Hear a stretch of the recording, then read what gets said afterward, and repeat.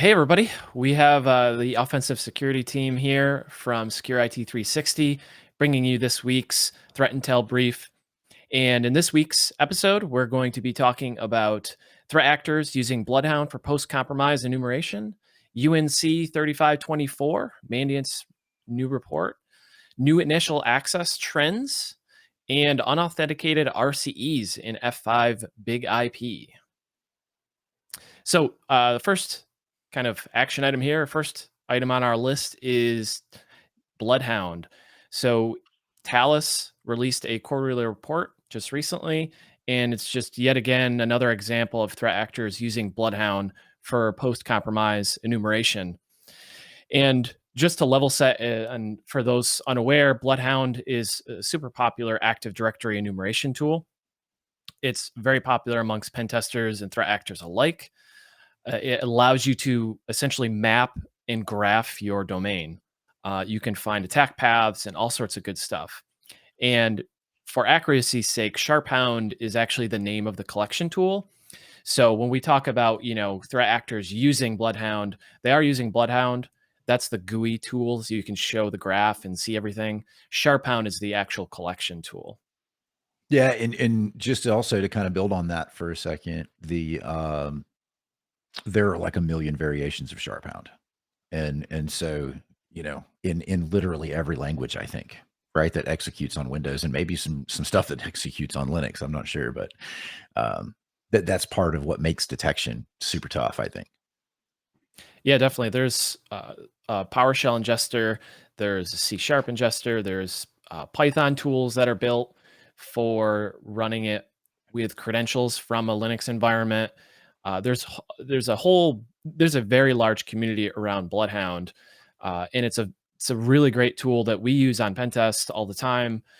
Pretty much every engagement that we can, that's an internal or an assumed breach pentest, we will run Bloodhound because it's so valuable for our customers, and it finds those attack paths that attackers are really looking for. Yeah, that makes sense. Yeah, and it's not a this.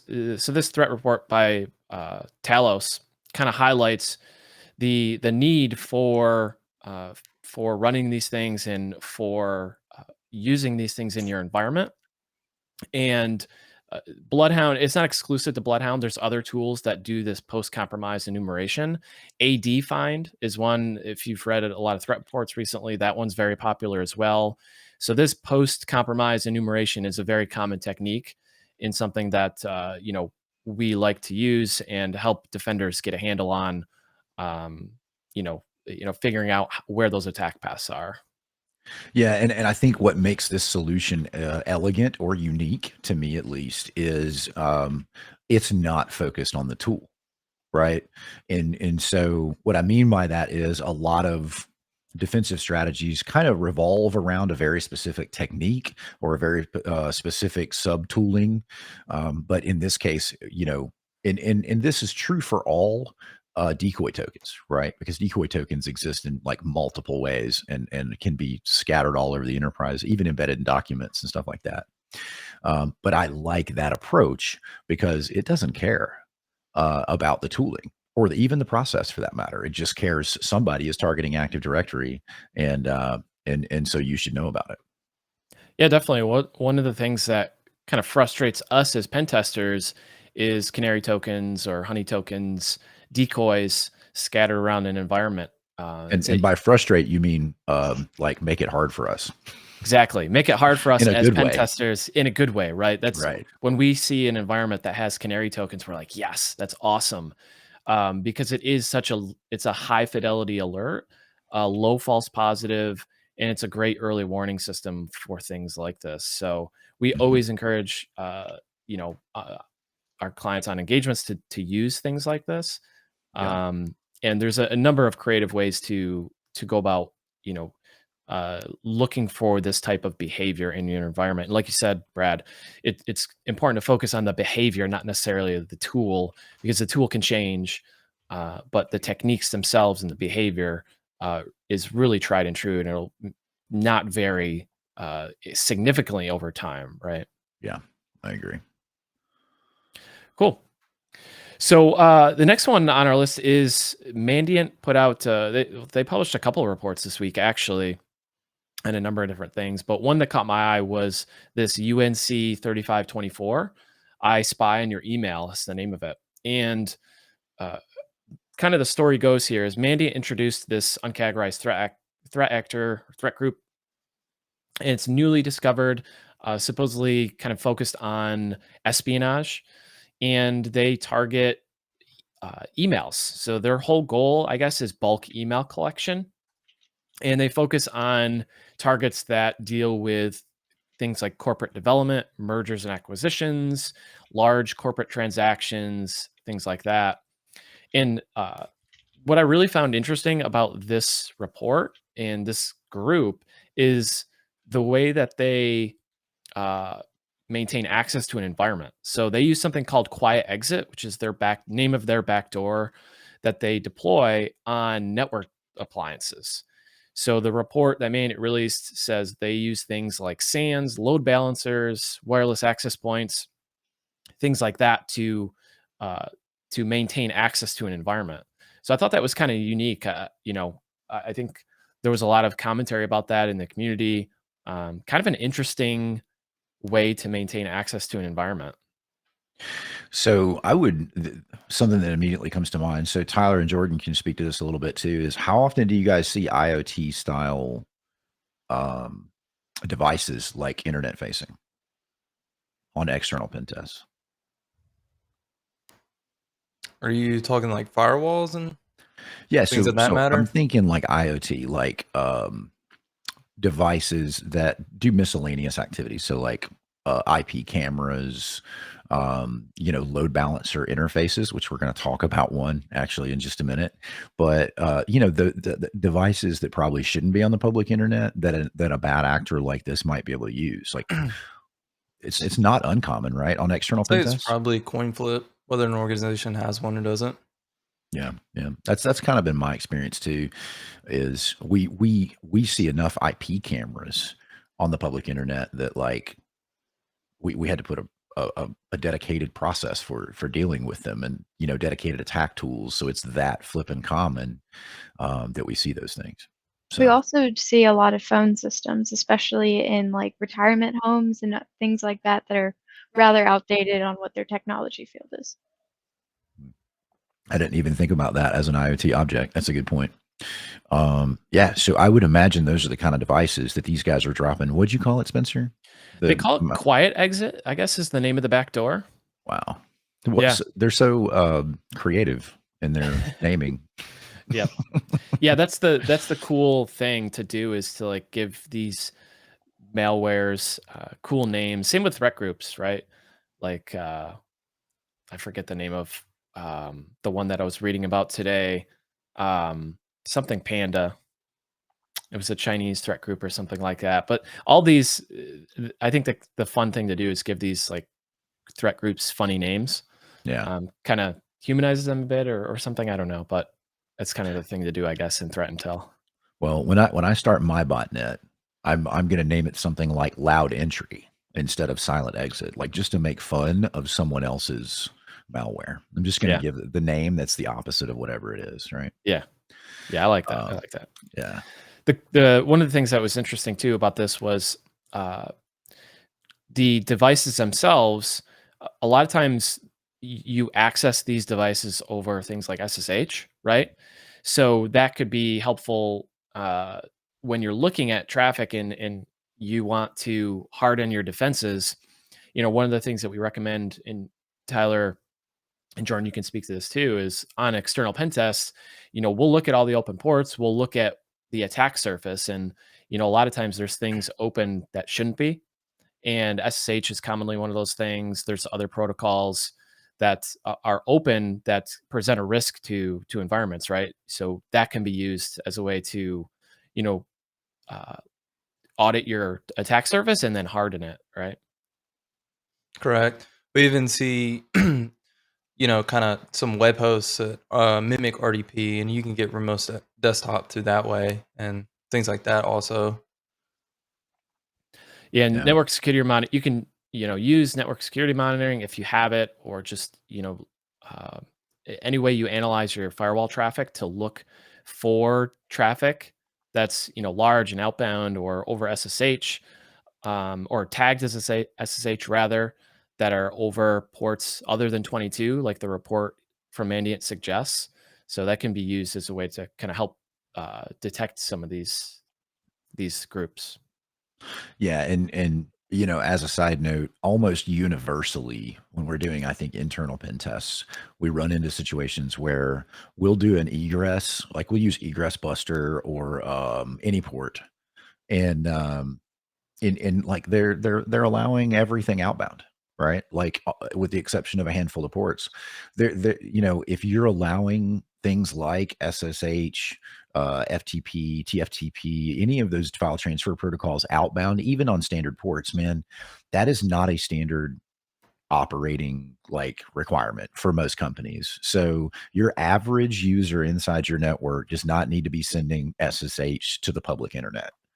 And so we encourage everybody to block that, to basically block everything, by the way, right? And I'm including HTTP and HTTPS 80 and 443 on that, because those should be handled through WCCP or outbound proxies so they can be inspected for bad behavior. And I understand that that's a big ask for even small companies to do something like that, but blocking all of those silly protocols outbound from the inside of your network is not a heavy lift, and it probably won't even break anything, probably. Yep, probably. The operative It's easy word, for me to right? say that. I'm not the guy who has to support, the process that breaks when they turn it off. So Yeah. Yeah, and in this report as well, in the kind of the remediation section or the hardening section that they have, they Mandiant has some specific recommendations in hardening guidance against these specific TTPs that these threat actors use. They seem to be similar to this UNC 2452, which is where the specific guidance comes in, but a lot of it is kind of uh, you know can be used for other groups as well. The techniques for other groups as well.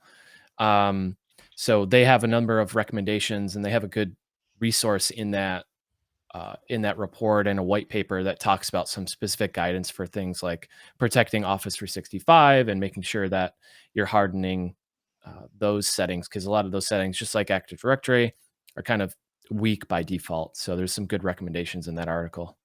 that's good stuff. And we'll include that in the show notes. So if you're watching this on YouTube, or if you get it from pretty much anywhere, we'll include some of the resources, the links and stuff, so you can dig into it if you want to. Yep. The next thing that I thought was interesting this week was maybe not an increase in this, but definitely is becoming more apparent that threat actors and groups are looking for ways to uh, improve their initial access skills or expand upon their options for initial access. And what I mean by that is a common way that initial access is done right now is through macros.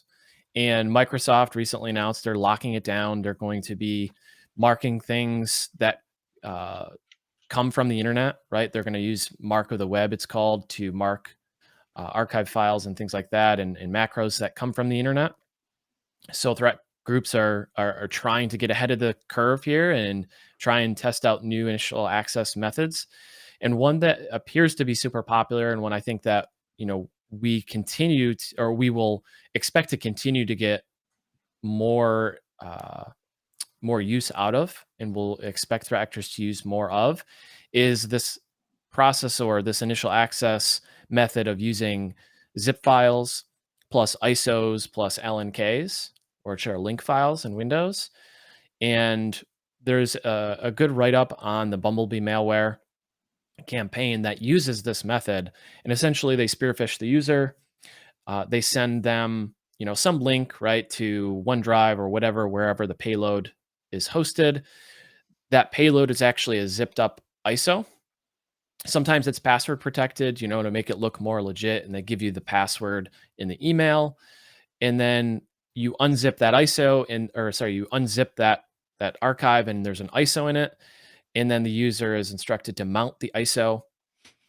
And from there, there's an LNK file with a DLL that's planted in that archive, and then that launches the malware. So what's interesting about this is there's certain products that propagate the mark of the web, like flag or attribute on files and archives. 7-zip, coincidentally enough, or not coincidentally enough, I guess, has come out recently and said they're not going to support mark of the web. However, other products like WinRAR are going to for certain file extensions. So this is going to be kind of the new cat and mouse game, probably with mark of the web and macros and zips and ISOs. Yeah, man. As long as you have users who are willing to download files from a link, mount an ISO, and click on a flippin' LNK file, it does not matter what you do, right? And so in my previous life, we had a 3 strikes and you're out rule. If you failed the phishing, campaigns, the fake phishing campaigns that we had 3 times, you were fired. I mean, I was in a high security industry, right? And so it was really critical that you didn't screw up like that. But it was that big of a deal, right? And so imagine if you're in the defense industry or healthcare, or well, maybe not healthcare. They put up with tons of crap. But the financial industry, places like that, making this mistake could be millions, right? Tens of millions of dollars in losses. So, but yeah, dude. And I think, Tyler, you were tracking Bumblebee a week ago, right? Like you were kind of ahead of this a little bit. You were tracking that particular malware group, right? Yeah, I was. Just kind of did some in-depth research to kind of get a grasp on it and what its capabilities were. But the core component of that malware is, like you said, just a user clicking and mounting an ISO in your environment, and then it's kind of game over from there. Mm-hmm. Yep. That's and there's one of the things that kind of came to light as a result of the attention this was getting is a lot of people were looking into, for example, the mark of the web. There's a GitHub repo that somebody created to essentially track what archiver software vendors are going to support propagation of mark of the web in their products. So that's really cool. So a lot of the communities come together to kind of help solve this, like they do a lot of times. And the other thing that's really cool too, from a defensive standpoint and kind of protection against this, is you can actually deploy a registry key to prevent users from right-clicking and mounting an ISO. So there's a GPO setting that you can deploy, or a registry setting you can deploy through group policy to prevent that. So you can still do it other ways. You can do it with PowerShell and stuff like that, but it just makes it a little bit harder to prevent the user from doing it themselves. So what are your thoughts on the mark of the web? Like, is this a good thing? Is this something we should be pushing for from an adoption perspective? Like, what are your kind of broad thoughts on that? Because I think it's a fascinating topic. Yeah, I think it's going to be net positive. I think it's going to make it harder for threat actors to use things like macros and use this technique. But they're just like anything else, it relies on the vendors supporting it. So for example, like I said, 7-zip, they had, the creators of 7-zip had said they're not going to support mark of the web. So, 7-zip's a great tool. Was. So what I heard and what I kind of saw on the internet was essentially performance reasons was potentially one of the reasons. Okay. But that'll be kind of, that's kind of where I think this is going to go, is some vendors maybe will support it, others won't for other reasons. And we'll see that, some organizations will choose to only support products or only use products that support mark of the web propagation. But yeah, I think it's an interesting thing. I think it's overall going to be net positive. I think it is going to make it harder and raise the bar maybe a little bit, make threat actors work a little bit harder. I'm all about that, man. I'm all about that. I think it's still a newish thing. So there'll undoubtedly be bypasses and ways to circumvent those things. But I think as long as we're continually raising the bar, I think that's a net positive. Yeah, that's actually what I was going to say too, is, you stack enough of these net positives on top of a particular threat vector or attack vector, I guess is the right word, it's going to just become unused, right?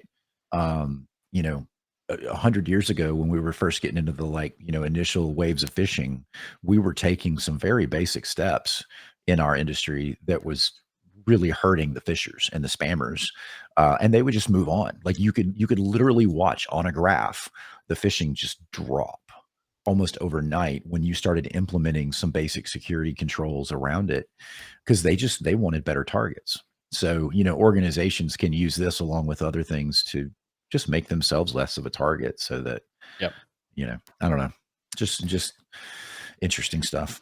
Yeah, and it speaks to defense in depth, right? Yeah. We have I mark of the agree. web. We can control macros with group policies. You have EDR. You have firewalls. So you know it helps implement things that that improve defense in depth and build upon that defense in depth. Yeah. Agreed. Cool. All right. Is it my turn? Yeah. So I think it's up to you, Brad. Sweet. So in an effort to prove that I actually do something here at Secure IT 360, I did research on this last thing for the week. So We need an um, applause like soundboard. right? We really do, man. There's going to be several people who are going to go, BS. We know Brad didn't do that. So anyway, so Big IP released a CVE 1388 for those of you who are into that kind of thing.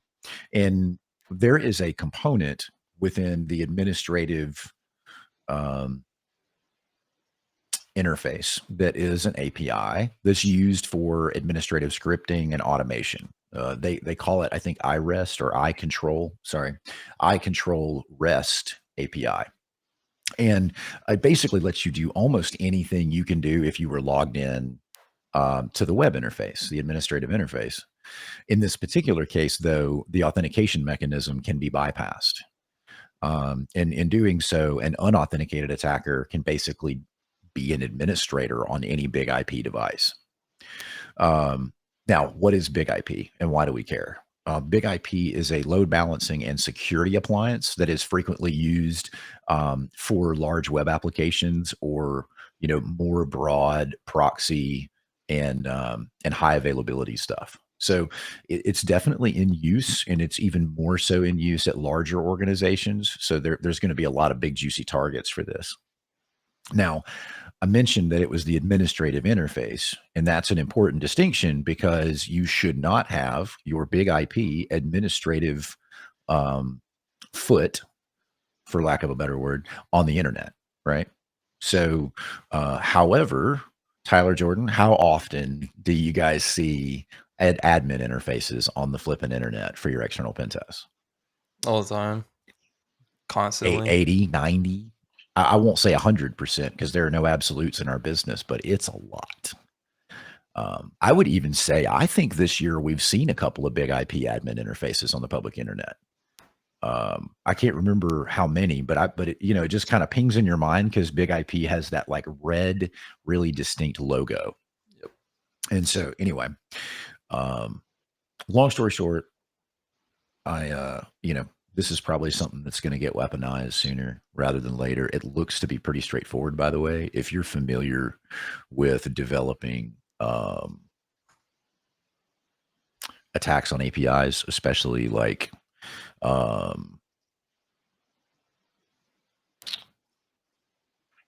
automation against APIs, this is a pretty easy thing to figure out. So Yeah, and I think there's some